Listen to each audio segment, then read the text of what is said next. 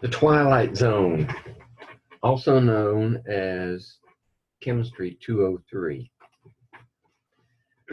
No, the reason for that introduction was the fact that we're going to have to conduct these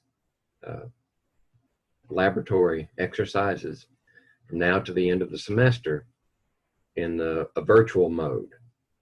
So you won't have any hands-on experience, but you still need to complete the document, in this case for Boyle's law, right? Looks like that. And there are things that have to be done. But I'm not going to just hand you the document and expect you to do the work. Need a little introduction, some Twilight Zone work,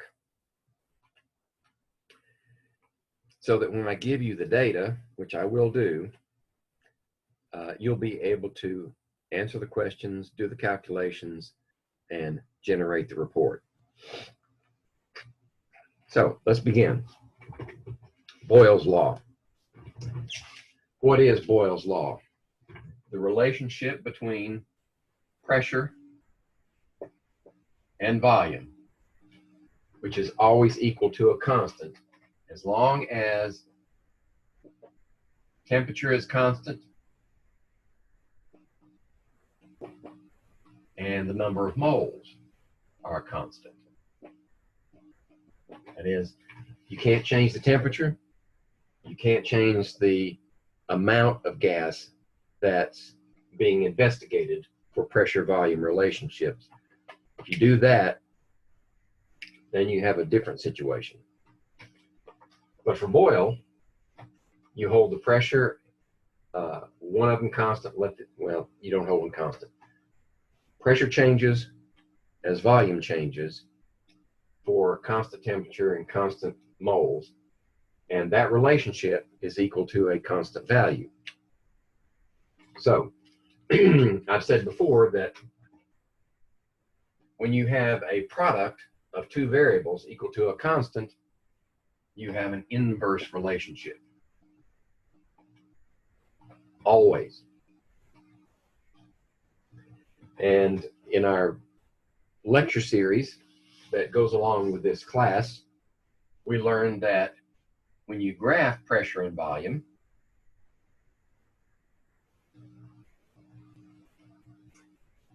as the pressure increases, the volume decreases. But it doesn't do that in a straight line. It typically gives you a hyperbola.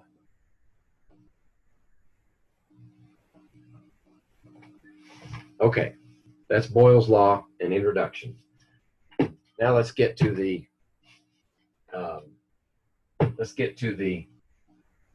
laboratory exercise.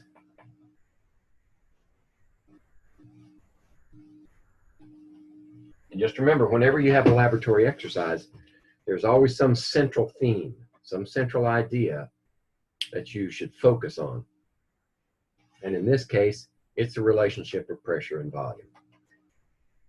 So in order to do that in the lab, in order to collect that data, you need some way to measure the volume of a trapped gas as you increase the pressure, and you're able to measure the pressure as well. Well, we have a device. Now, we have a contraption that we made with available materials. Remember, Boyle just used a J-tube. Right? He had a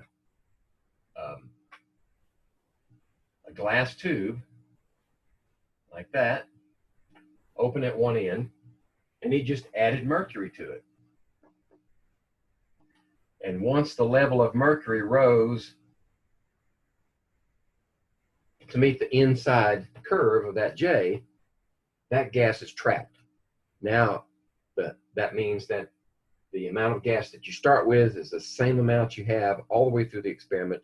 In other words, the number of moles is constant.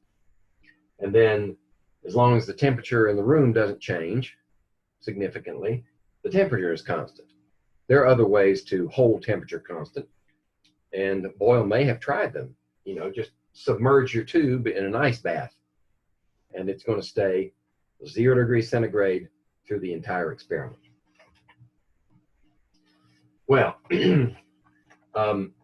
as Boyle kept adding mercury, he noticed that you might get this much mercury on that side, but it would only rise to that level on the other side. So the difference here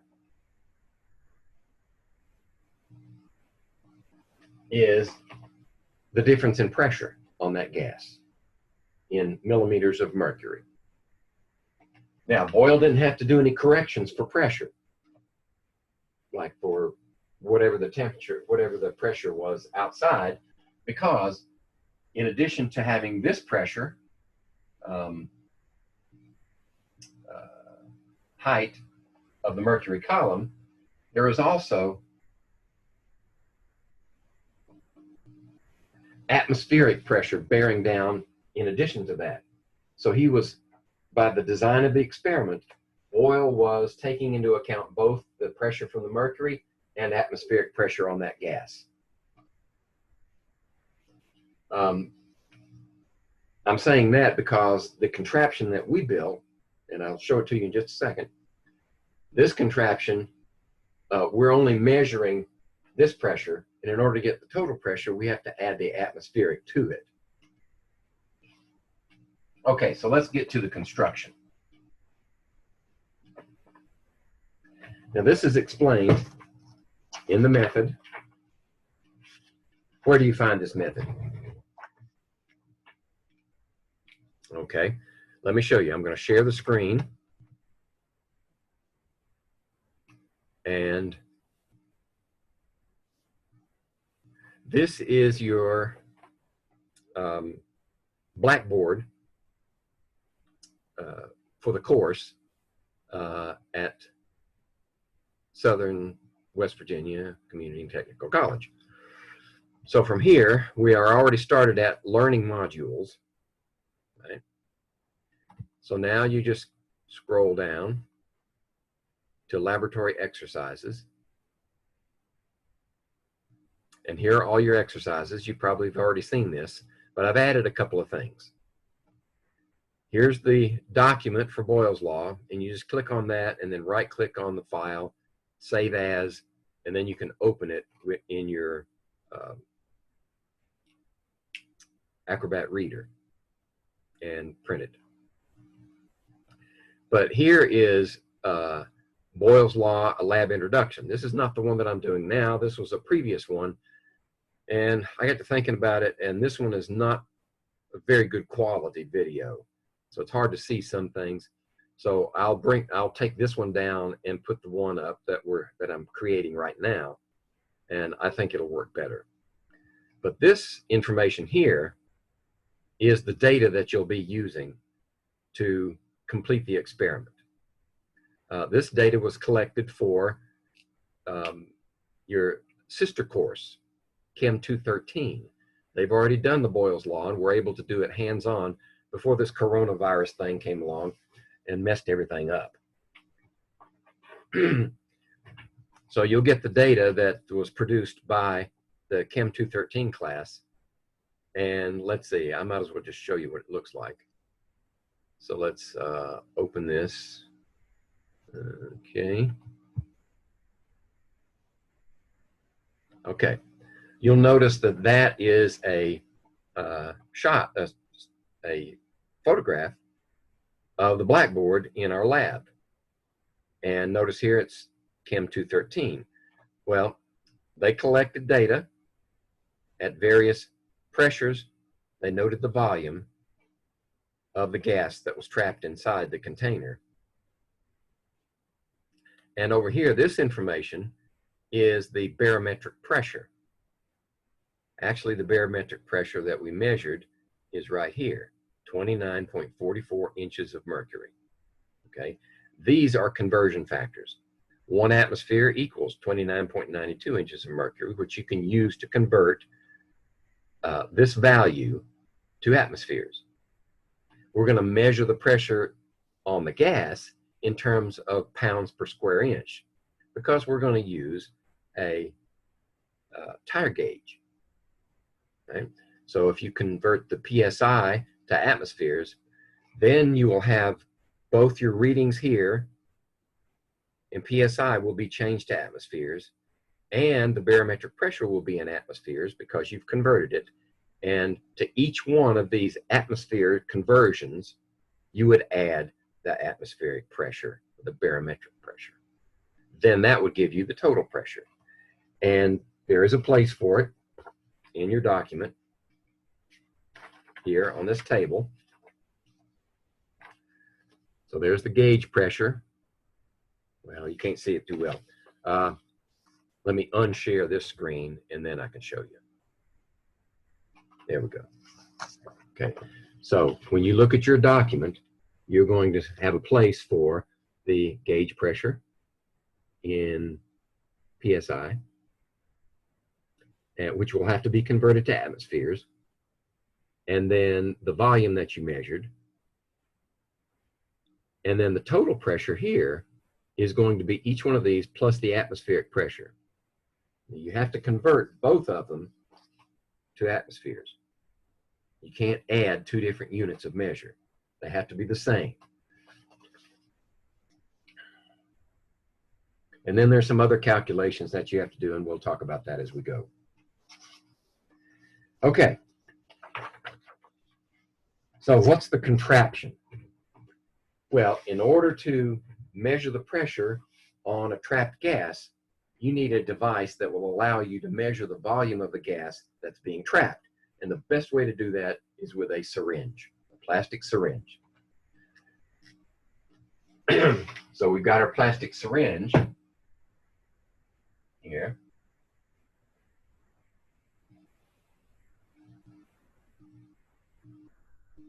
There. And it's got markings for volume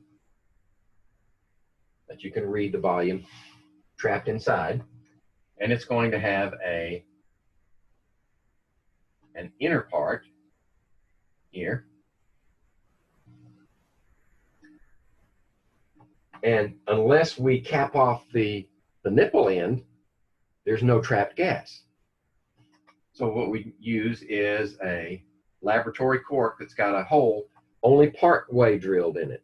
So when we cram that on the nipple end, stops it off, the gas is trapped. Okay, now how are we going to apply pressure to that? Well, we apply pressure to it by placing it inside a vessel. In this case, it's a 2-liter bottle.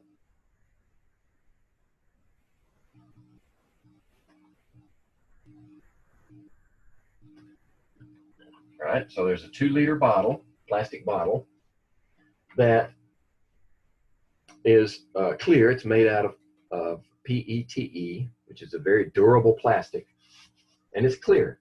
So while the syringe goes through its changes, we can see through there and read the value of the volume inside the syringe. Now, how are we going to pressurize it? Well, I've constructed, well, if we were doing this hands-on, we would have a cap here. And in that cap would be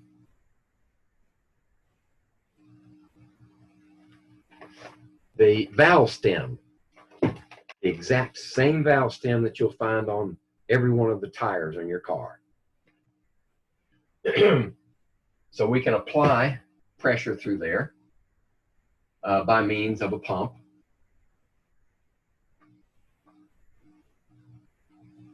Right? So there's our pump. It can either be a bicycle pump, or you could use an electric pump. It doesn't matter. But we're going to pressurize the vessel, and as we add air to it, it pressurizes the vessel, and we begin to see the syringe shrink in volume, and we can measure that. We usually go down to around 2 mils of trapped gas at the highest pressure, and we always pressurize the vessel, and then we make our measurements from high pressure to low pressure. There are practical reasons for that. It's easier to let the pressure out than it is to pressurize it and then take the stem off, and then measure it, then add some more pressure and watch it go down. It's easier to go backwards. Just pressurize it once, then you take the pump off, and from now on, you measure pressure here with your tire gauge. Right? Measure with your tire gauge. And hands-on, I had 3 tire gauges, one for for high range, mid range, and low range, so we could get the best possible accuracy at each pressure. But that's already been done for you. It's in the data set. So once everything is pressurized, we start letting the pressure off, and we'll have a series of data points. So let's say we start off at 2 mils, and the pressure is, say, oh, these vessels are good up to 100 psi, but we never exceed 60. So let's just say we're starting at 60 psi. Okay? Then you let the pressure off and measure the new pressure. Let's say it's down to 50. Then you look at your syringe and get the volume. Let's say the volume is only dropped to, is only increased to maybe 2.5 mils. Okay? Now, why do we measure the pressure first and then look at the volume? Anybody who's ever used a tire pump understands that when you apply it to the valve stem, there's always some escaping gas. Hopefully, most of it goes into the gauge, but some of it spits out the side. What happens there? Well, you've let gas out, and that means the syringe is going to move, right? If you take the volume measurement before the pressure measurement, then you're going to get an inaccurate reading for volume, because when you make the pressure measurement, you're letting air out. So we always do pressure first, then read the volume. And you're going to get a series of data points down here. Now, we're going to get down to a place where we need 0 gauge pressure. What is that? 0 gauge pressure is when you get down low enough and you take the cap off. Now the only pressure applied to this is the barometric pressure, which would be whatever it happens to be in that data set. But there will be a value here for whatever the volume happens to be. Now, if you started at 10 mils here, right? Do you think once we get up to that point, the syringe is going to be back at 10 mils? Actually, no. It rarely ends up at the same place you started. Why? Because there's friction between the gasket of the plunger and the syringe body. So it never makes it all the way back up. That's why every time you let air out, you take this container and just give it a shake. And that helps break up a sticking plunger. Now, I didn't say anything about safety, right? If you were going to do this hands-on, there's several things you have to consider safety-wise. These vessels are pressurized to about 60 pounds or maybe less, and therefore there's a lot of stress in there. There's a lot of pent-up energy that can be released explosively if the vessel fails. That's why whenever we do it hands-on, I use a fresh 2-liter bottle every time. After we've used it for this experiment, throw it away. Because over time, they develop minor stresses and cracks, maybe thinning plastic material. So it's just an accident waiting to happen. So we'll use it once, throw it away. So that means you need your personal protective equipment, right? Everybody knows about that these days because of the coronavirus. So in our case, the personal protective equipment is, let's start from the floor up. No open-toed shoes, right? All closed-toed shoes, legs covered all the way to your shoes, right? So if you don't have a lab coat that long, you need to wear pants, leggings, something to cover your legs. Then you have your lab coat that offers a layer of protection between you and anything else in the lab. Then you have eye protection, your goggles. That's definitely a need for this experiment, because if that thing explodes, the one thing you don't want is a piece of this stuff in your eye. Okay, so there's our vessel. We pressurize it. Then we start making measurements. Measure the pressure, then read the volume. Pressure, volume. Between each one, you just pretend your neighbor's been mean to you and you want to let the air out of their tires. Everybody knows how to do that. You pull unscrew the cap off of their valve stem and just depress that little needle in the middle, and pretty soon you got a flat tire. Well, you do the same thing here, only you do it in increments, a little at a time. Remeasure the pressure, check the volume, and you just do that. That's where that data set came from that I showed you earlier. Okay, so now there's the contraption, and there's how it's used. Now what do we do with the data?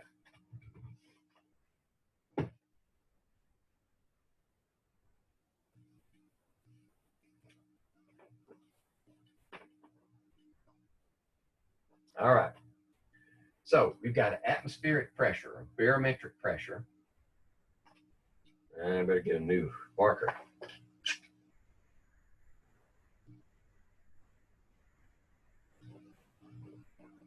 Barometric pressure, okay?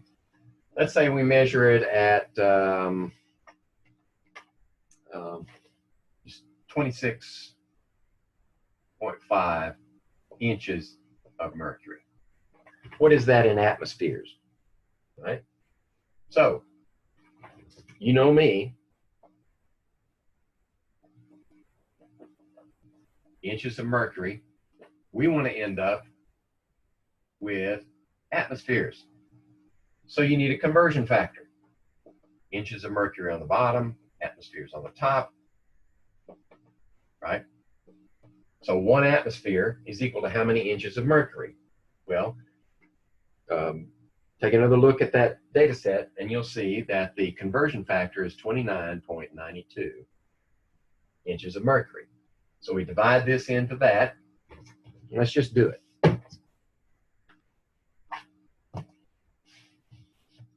If our atmospheric or barometric pressure is 26.5 inches of mercury, 29.92, then we get 0.886.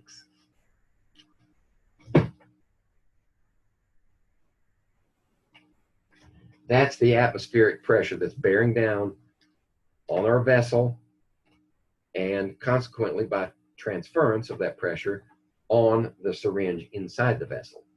So this has to be added to every measurement you make. Let's say at some point along the way we measure inside the vessel 40 psi. Okay, our gauge tells us 40 psi in the vessel with a certain volume. So now we need to convert this to atmospheric. PSI here, atmospheres there. So how many PSI are 1 atmosphere? 14.69. So now we just say 40 divided by 14.69, and we get 2.72 atmospheres. Okay, what's the total? Just add them together, right? 3.61 atmospheres. Okay, so that's the total for whatever volume you measure at that gauge pressure, and you'll do that for every one. This one will change for the different pressures. That one stays the same, and you just add the same number to each one of those. That gives you your total pressure, right? So I'm saying that this column, total pressure, is going to have those values for each of the volumes. You don't have to change the volume. You're measuring in milliliters, which is actually given to you, but those are the markings on the syringe. So that stays the same. All right, so now that you have your total pressure, and you're only going to, there's only one set of data. This method calls for 2 separate experiments. Run it over again. Well, we only did it once, right? So you could ignore the second chart. Just use the first chart, not the second one. Unless you mess up in the first chart, you need to use the second one. That's fine. Just put a big X through this one and go to the second chart and use it. But record the data from that picture I showed you of the blackboard. Let's see. Okay, so you're going to have your total pressure and your milliliters. At some point in here, you're going to have to, the question is, graph that information, pressure, volume. Graph the information, and when you produce the graph, the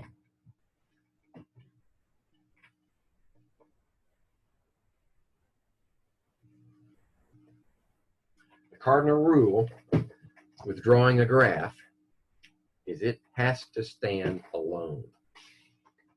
Everything, every bit of information you need for that graph is there on the page with the graph. So you've got several pages here on the back of graph paper. So that's where you're going to draw it. You're going to have 2 graphs to draw. This is the first one, right? So you're going to have this graph paper. And it's got lines, lines, lines like that. So you're going to draw out your scale somewhere in here. Right? Try to maximize the area that you're using. Pressure is going to be on this axis because it's the independent variable. We're changing the pressure. This is the dependent variable, volume. Okay? Pressure is going to be in atmospheres, and that's total pressure. Volume is going to be in milliliters, right? So, and you're going to mark these off in how many atmospheres. Maybe it's 1, 2, and 3. And this one's going to be, let's see, 10, 20, 30, 4 up here. So let's say this is 10, that's 5. This would be 20, this would be 30, this would be 40. Just be sure that you've taken into account all your data points so you can get them on the graph. But this information has to be on the axes. What is it? What's the unit of measure? And how are you divvying it up? Those numbers, those have to be there. Then at the top, you want to put a title, right? Call it what you want, just so we understand everything about it. Boyle's law, pressure versus volume, something like that. It needs a title. These are the things I'm looking for when I'm grading this thing. And then you put your points in. You just follow the pressure to the volume wherever it happens to be, and you'll put your points in. However many there are. You don't have to label each point. And then typically we try to draw a smooth curve connecting them. Something like that. Okay? So that will be your first graph, pressure versus volume. Now, something else you're going to have to do with your data, and we talked about this in class. Scientists hate curves. Whenever we can get a straight line, we love it. Find a way to make a straight line out of your data. It's much easier to interpret that way. Not to mention to draw it that way. So how do we do it with Boyle's law? I'm not going to reiterate this. That horse is already dead and gone. when you have your data, pressure versus volume, total pressure versus volume, how do you get a straight line out of it? You take the inverse of the volume. You take the inverse of the volume and plot it against pressure, then you get a straight line. Well, what are the units of measure? Okay. So once you get the inverse of volume, pressure stays the same, total pressure, right? You have another sheet of paper. Pressure is going to be in atmospheres, and this is going to be 1 over volume. So what are the units of measure for 1 over volume? Remember, when you do anything to a number, if it has a unit of measure with it, you do the same thing to the unit, right? So if, let's say we have 10 milliliters. If we take the inverse of that, this resolves to 1/10. But you can't do anything with the milliliters except say what it is. Milliliters in the denominator, we designate as milliliters to the -1 power. That's the unit of measure for this. Okay? And then you lay in your units. Now, the inverse of milliliters is going to be a different set of units, right? It's going to be fractions, right? Decimal fractions. So you have to lay those out like that, whatever they happen to be. 0. I don't know, 0.01 or something. Then when you plot the data, it's going to look like that. That gives you a straight line. And we need a title. Boyle's law, pressure versus 1 over volume. Okay? All that information on that chart gets you full credit. All right, that's how we plot the numbers.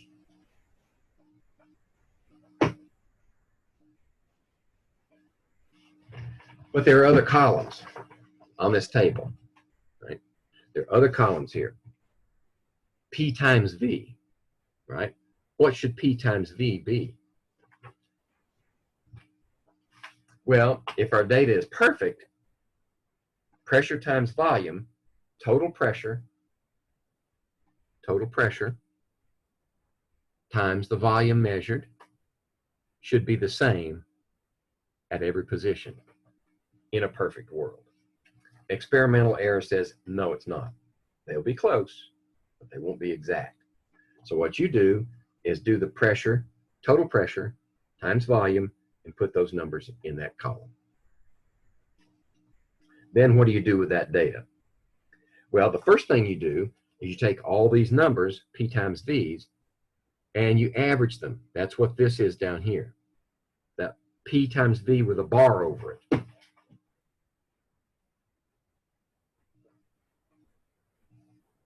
That means average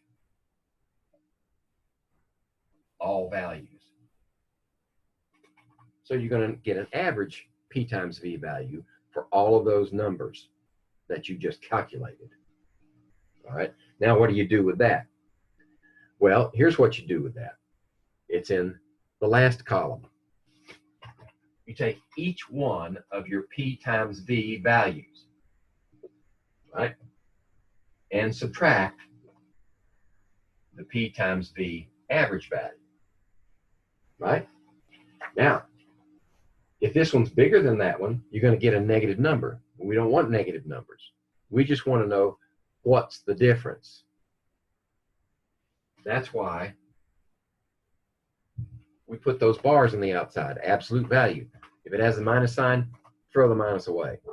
Just keep the number. And that goes in for each one of these in this column, okay? This is called your deviation, your absolute deviation for each of the values from the average. Then you're going to average these again. So you're going to take all of those deviations and add them together, and you're going to get an average deviation. That's what this AVG equals, right here at the bottom, right there. Okay? That's what that means. Now, the last one is relative error. This last one down here says relative error. Relative means you take the average deviation, which is this one, and you divide it by the average. Okay? So that means you take this right-hand value, divide it by that left-hand value, times 100. And that gives you a percent error. This chart calls it relative error. Same thing. Percent error. Okay? That completes your chart. Then you have some other questions that need to be answered. And you might have to dig for it. But that separates the sheep from the goats. Let's see. Read these questions carefully, right? Pay attention to detail, because when it asks for something that you don't give me, you lose points for it, right? And look for clues, right? Like this one. It's got a box here. There should be something in that box. Look at the question before, on the page before it, and it will tell you what's supposed to go in that box. Then this one, the last one, talks about the plastic that we use to make our bottle, right? So you look up, research the properties of PETE on the internet. What characteristics of this plastic make it ideal for use in soda bottles, right? So you should have 3, maybe 4 things that make it ideal for our purposes. That means you have to think about the experiment, what we need to accomplish the experiment, and why is this plastic a good choice for that vessel. All right. So since there's nobody here on the other side to ask me questions, if you have questions, you can call my office number. Just look on the either, well, let's see. No, it's not there. Look on the syllabus. The syllabus will have my office number. I'm not in my office now on the New River campus. But the system, if you leave a message in the system, it will convert that into a voicemail and send it to my email address. And I'll get it just like that. So I can respond relatively quickly. If you need a one-on-one, contact me. You have my cell phone, text me. We could set up a private Zoom session. I'm recording this thing in Zoom right now. But we can interact using Zoom. Fridays are best because we've already set Fridays off aside for my Southern classes. So Friday is mapped out for you guys on the Southern campus. And we can set up an interaction. In order to do that, you're going to need laptops, probably the best, because they all have built-in microphones and cameras. If you use you could use a cell phone. It'd be kind of awkward though, holding the cell phone and trying to do other things, but you could put it in a stand maybe and use that. That works fine. You need the Zoom app loaded on your cell phone, right? And usually what happens is the first time you try to connect to that web address that I sent out to everybody in the class, you already have it. Here it is. See this part right here, right there is the web address. And if you take that web address and put it in your browser and execute it, it will try to load you into Zoom. It may say New River on it, but that's fine. It'll still go into Zoom. with that ID number. And the first time you try to use it, it'll probably prompt you to install the Zoom client, right? So that'll take a few extra minutes. So the first time you use it, you probably want to start maybe 10 minutes ahead of when we agree upon meeting, a private meeting. And then once we're connected, and we can do it. I can use this whiteboard. There's a whiteboard that I can share in Zoom. This probably works better.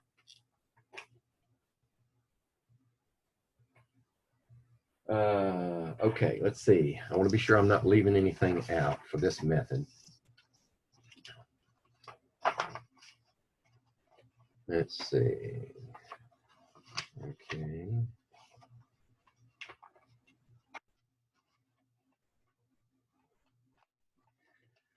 And if you just have a quick question, email me using your Southern email system.